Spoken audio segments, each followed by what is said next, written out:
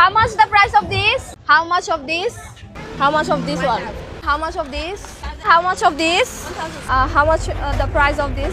Is this fixed price? How much of this? How much of this? How much of this?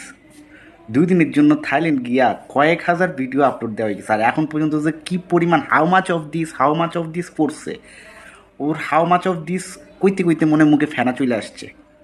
ওরা হচ্ছে ফেসবুকের brainless কাপল, যাদের কোনো brain নাই। ওরা 2 দিনের জন্য থাইল্যান্ড গিয়া কয়েক হাজার শর্ট ভিডিও বানায় ফেলছে।